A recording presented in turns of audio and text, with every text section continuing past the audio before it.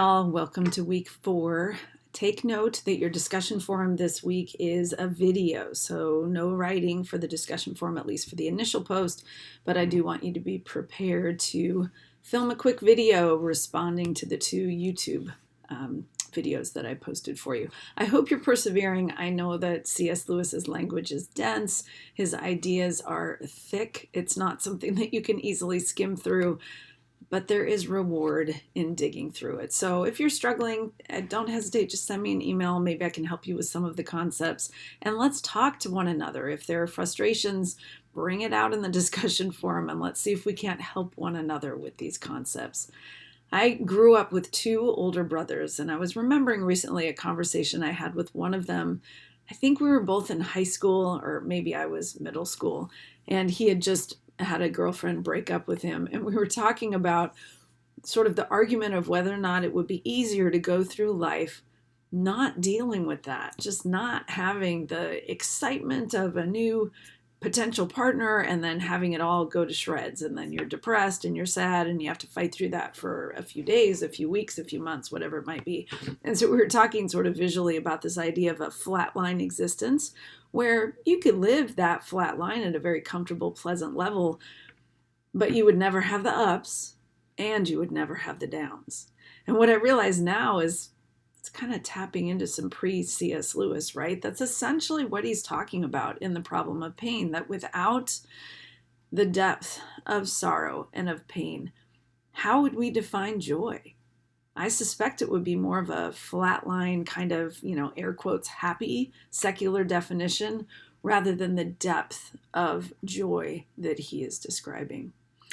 My dad over the summer turned 80, and all he wanted for his birthday was a little bit of a George Bush, was to go skydiving.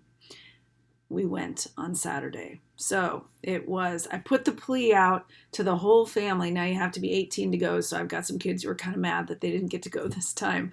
But not everybody, funny thing was skydiving, not everybody wants to go. So it ended up that it was my dad, just turned 80, me, my husband, and my oldest, who's 19.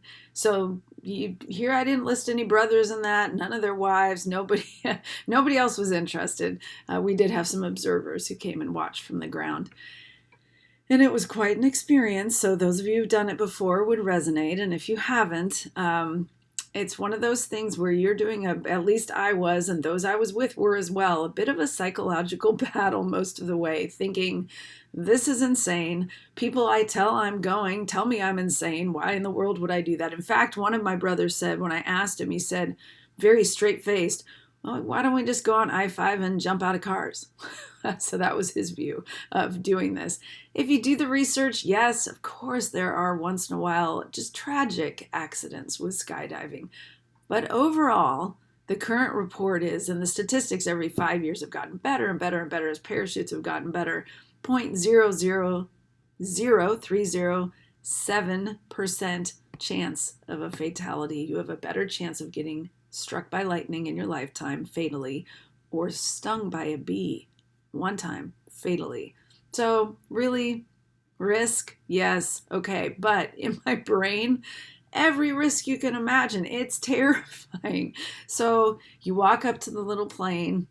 They've given you, all kinds of paperwork to fill out. If I die, I won't sue my family. Well, I won't sue. Of course I won't sue. My family won't sue. Just basically signing your life away. Then you watch this very funny video. Funny only in that it was almost 10 minutes of, we need you to know that you might die kind of thing. Then they strap you up in your harness. You walk out to the little plane, and it was 4 of us and our 4 tandem guides. So you are strapped to someone else. You do not do this by yourself ever in any way until you have done, I don't know what number of tandem dives you would need to do before you could actually solo dive.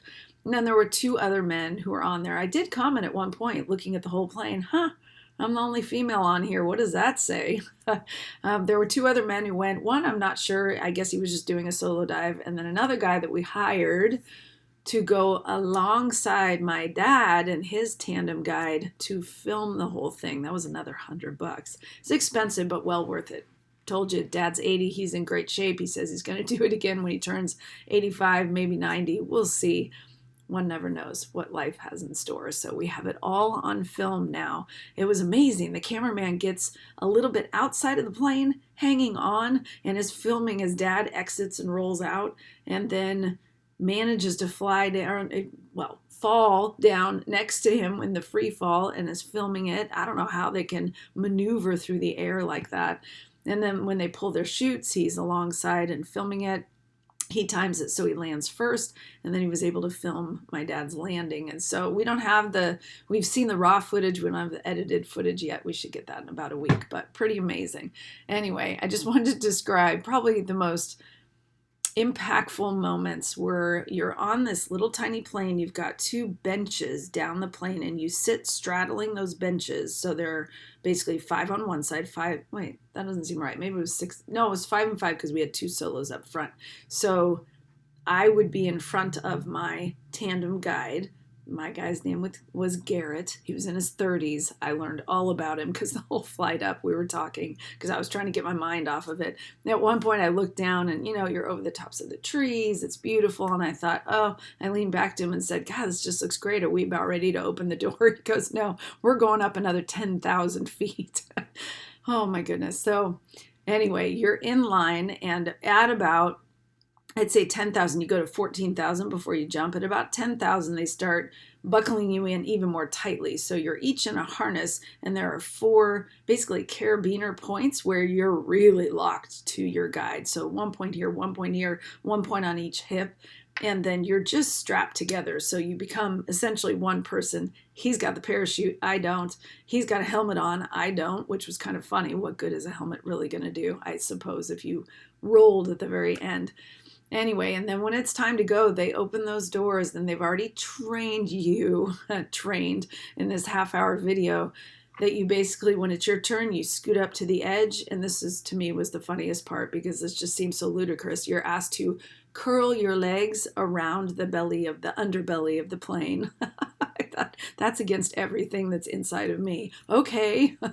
So you sit on the edge, curl your legs under, lean your head back because you don't want to jar your neck in any way.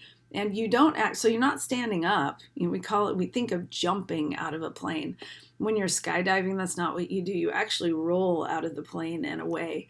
And so for, I would say, about 5 seconds there, I don't have much memory of where reality was, where the horizon line was. I don't know. I guess we were rolling. I don't know. And then in the free fall, which is about a minute, they ask you to, you can't see my hands, they ask you to spread your arms wide and your belly up, or no, belly down, back up, curl your legs back up so you're floating. You've probably seen images online, and put your head up so that you can actually see and look around at the horizon. You're actually falling at about 125 miles an hour. And I think the most difficult thing for me that surprised me was it was a little bit hard to breathe. And my guide told me later, it's kind of like scuba diving. You just have to learn how to do it. It felt like the air was just rushing past me, and it was almost like a river, and I can't quite suck it in. I was able to enough that I wasn't alarmed, but it was a little bit startling. Then they pull the chute, and it jars you. Actually, at that moment, my stomach kind of went up here and came back down.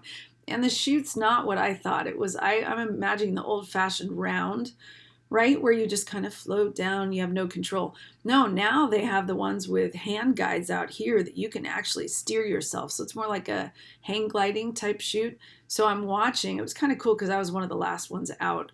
So I'm able to see my son over here, my husband over here, my dad over here with the camera guy right next to him.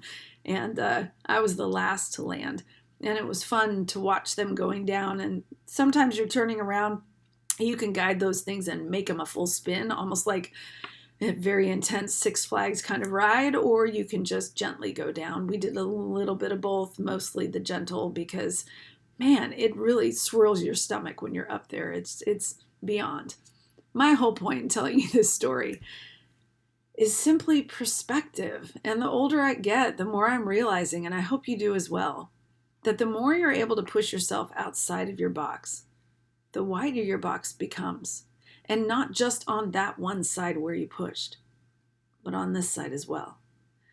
So when I walk up to a situation where I'm anxious, or when I'm getting on a plane, again, a commercial flight, I'm going to a conference here next month, I have a whole different view. Or if there's turbulence in a commercial flight and it's making me anxious, I would have a whole different idea of how I'm responding to that would be very, very different. And it did remind me of C.S. Lewis, and particularly the book that we're digging into right now, that the more we experience one side and allow ourselves to be pushed on that edge, the more deeply we can experience the other edge as well. I've talked too long. It was a fun story to tell. I will catch up with you soon, and email me if you have questions. Blessings on your week.